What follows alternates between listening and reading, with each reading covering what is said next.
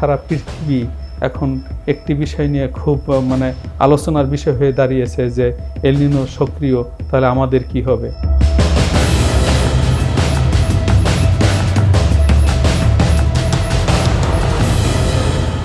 এবার কিন্তু আমরা আমাদের দীর্ঘমেয়াদী পূর্বাভাসে বলেছি যে বর্ষাকালে বৃষ্টিটা স্বাভাবিক অপেক্ষা কম হবে। বিশ্বে যেসব ক্লাইমেট মডেল পরিচালনা করে তার ভিত্তিতেই আসলে দীর্ঘমেয়াদী পূর্বাভাস দেওয়া হয়। সবগুলোকে আমরা দেখে আমাদের মডেলের সাথে আমরা এর উপযোগিতা যাচাই করি এবং সাধারণত ক্লাইমেট নির্ভর আমরা কিন্তু দীর্ঘমেয়াদী পূর্বাভাস দিয়ে থাকি একটি বিশেষজ্ঞ কমিটির মাধ্যমে। কিন্তু এবার প্রি মনসুনে অর্থাৎ বর্ষার আগে মার্চ এপ্রিল মে মাসে বৃষ্টিপাত স্বাভাবিক বৃষ্টিপাত হয়েছে। শুধু রংপুরে বৃষ্টি অনেক বেশি, প্রায় 98 ভাগ বেশি বৃষ্টিপাত রেকর্ড করা হয়েছে। এবার জুনে এবং জুলাই আগস্ট এবং সেপ্টেম্বর মাসে আমরা বলেছি যে বৃষ্টিপাত স্বাভাবিক অপেক্ষা একটু কম হবে, কারণ আপনারা জানেন যে ইতিমধ্যে এল নিনো কিন্তু এখন শক্তিশালী অবস্থায় রয়েছে। এল নিনো শক্তিশালী অবস্থায় থাকলে সে বাংলাদেশ সহ সারা পৃথিবীতে ওয়ার্মিং বা তাপমাত্রার ঊর্ধ্বগতিকে নির্দেশ করে যে এল নিনো যদি সক্রিয় থাকে তখন সারা পৃথিবীতেই কিন্তু একটু ওয়ার্মিং পরিবেশ তৈরি হয়। প্রশান্ত মহাসাগরীয় এই এল নিনো সক্রিয় থাকার কারণে ওখানে গভীর সঞ্চালনশীল মেঘমালা বৃদ্ধি হবে এবং আমাদের যে পূবলি বাতাস প্রশান্ত মহাসাগর হয়ে চীন সাগর হয়ে আমাদের বে অফ বেঙ্গলে আসে, আমরা একে ট্রেড উইন্ড বলি এবং বাংলায় একে আমরা অনেক সময় পূবলি বাতাস বলি। এই পূবলি বাতাসের গতিবেগ কমে যাবে। কমে যদি যায় তখন বে অফ বেঙ্গলে বাষ্পায়নের হার কমে যাবে। বাষ্পায়নের হার যদি কমে যায় তাহলে বাতাসে জলীয়বাষ্পের পরিমাণ কমে যাবে এবং আমাদের এই বর্ষাকালে বঙ্গোপসাগর একটি গুরুত্বপূর্ণ জায়গা যেখান থেকে জলীয়বাষ্প সমৃদ্ধ বাতাস বাংলাদেশে প্রবেশ করে দক্ষিণ পশ্চিম মৌসুমী বায়ুর নামে। আরব সাগর থেকেও গুজরাট হয়ে দিল্লি, উত্তরপ্রদেশ, মধ্যপ্রদেশ, বিহার হয়েও বাংলাদেশের দিকে কিছুটা মৌসুমী বায়ু আসে, অথবা ভূমধ্য মধ্যসাগর থেকেও অ্যাটমসফিয়ারিক রিভারের নামে ঊর্ধ্ব আকাশেও জলীয়বাষ্পের যোগান হয়ে থাকে। যেহেতু এল নিনো সক্রিয় এবং পূবলি বাতাসের গতিবেগ কমে যাবে, সে কারণে বাষ্পায়নের হার কমে যাওয়ার কারণে বাংলাদেশে মেঘমালা তৈরির ঘনঘটা, বর্ষাকালে তো প্রচুর মেঘমালা তৈরি হয়, সারি সারি মেঘমালা তৈরি হয়। এক ঝাঁক মেঘ বৃষ্টিপাত ঘটিয়ে একটু বিরতি দিয়ে পিছনে আর এক ঝাঁক মেঘ তৈরি হয় এবং বৃষ্টিপাত ঘটায়। তার প্রবণতা কমে যাবে কারণ বাতাসে জলীয়বাষ্পের পরিমাণ অনেকটাই কম। পূর্বাভাসে বলেছি জুন মাসেও স্বাভাবিক অপেক্ষা কম বৃষ্টি হবে এবং আমাদের বর্ষাকাল অর্থাৎ জুন, জুলাই, আগস্ট, সেপ্টেম্বর পর্যন্ত আমাদের বর্ষাকালে বৃষ্টিপাত স্বাভাবিক অপেক্ষা কম হবে। টোটাল জুন মাসে তাপমাত্রা সাধারণত স্টেশন ভেদে 31 থেকে 35 ডিগ্রি সেলসিয়াসের মধ্যে সর্বোচ্চ তাপমাত্রা হয়ে থাকে।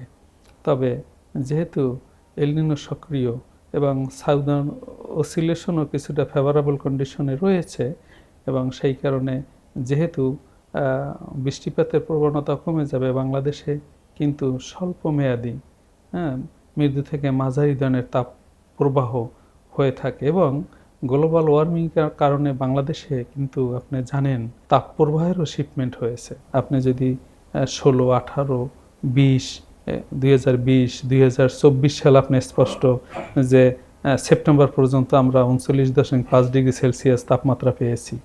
এই যে তাপ সর্বোচ্চ তাপের অর্থাৎ গ্রীষ্মকালের বর্ষাকালের দিকে যে বিস্তার লাভ তা ত্বরান্বিত হয়েছে, একটা কারণ গ্লোবাল ওয়ার্মিংয়ের কারণে।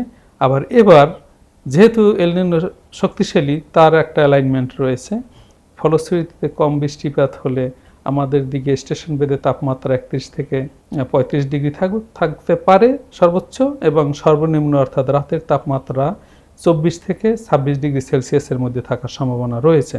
তবে এই যে সর্বোচ্চ এবং সর্বনিম্ন তাপমাত্রার পার্থক্যটাও কিছুটা কম আছে, ফলে মাঝে মাঝে বৃষ্টিবিহীন এবং মেঘমুক্ত যদি আকাশ থাকে এবং বাতাসের গতিবেগ যদি কম থাকে এবং কোনো ক্রমে আরব সাগর এবং বঙ্গোপসাগর থেকে যদি জলীয়বাষ্পের যোগান বৃদ্ধি পায় তখন গরমের নাভিশ্বাস হবে। বাতাসে জলীয়বাষ্পের পরিমাণ বর্ষাকালে 80 থেকে 100%-এর মধ্যে ওঠানামা করবে। আমাদের এই যে তাপীয় বডি, এই ঘাম নিঃসরণের মাধ্যমে আমরা শরীরকে ঠান্ডা করি, তা আমরা করতে পারবো না। কারণ বাতাস জলীয়বাষ্প দ্বারা সম্পৃক্ত থাকবে এবং বাতাসের গতিবেগ যদি কম থাকে তাহলে গরমে খুবই নাভিশ্বাস এবং এই বর্ষাকালের গরমে অস্বস্তি বোধ বেড়ে যাবে এবং সেই পরিস্থিতি কিন্তু এই মনসুন পিরিয়ডে এবার হওয়ার সম্ভাবনা অনেকটাই বেশি রয়েছে। এল নিনো হলো পূর্ব প্রশান্ত মহাসাগর এবং পশ্চিম প্রশান্ত মহাসাগরের তাপমাত্রার অ্যানোমালি। এটা যদি পজিটিভ হয় তাহলে ওই সব অঞ্চলে সাধারণত রিভার্স উইন্ড প্রবাহ হয়ে থাকে। সাধারণত পূবালি বাতাস পূর্ব দিক থেকে পশ্চিম দিকে প্রবাহিত হয়, কিন্তু যখন এল নিনো সক্রিয় থাকে তখন তাপ প্রবাহ সি সারফেস টেম্পারেচারের যে প্রপাগেশন সেটা দক্ষিণ আমেরিকার দিকে ধাবিত হয় এবং ওই অঞ্চল বরাবর প্রচুর পরিমাণে, যেহেতু তাপপ্রবাহ বেশি, ওই বরাবর ব্যাপক এরিয়া জুড়ে বায়ুর চাপ কমে যায়।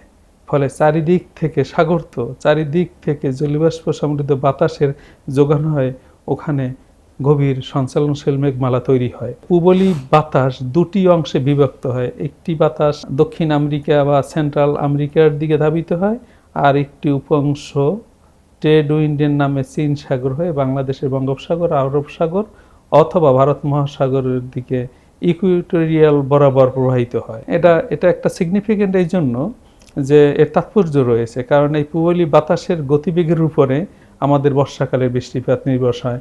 মনসুন অনসেট নির্ভরশীল, মনসুন উড্র কবে হবে তা নির্ভরশীল, এবং দক্ষিণ এশিয়া এবং দক্ষিণ পূর্ব এশিয়া, ইউরোপ, আমেরিকা এবং অস্ট্রেলিয়ার মনসুন ফ্লোতেও সে ব্যাপক প্রভাব বিস্তার করে। এবং আমরা এর প্রমাণ যে বছরে এই রকম এল নিনো সক্রিয় অবস্থায় থাকে, আমাদের দেশ তো ছোট, কিন্তু ভারত উপমহাদেশ জুড়েই বর্ষাকালে বৃষ্টিপাতটা একটু কম হওয়ার সম্ভাবনা রয়েছে।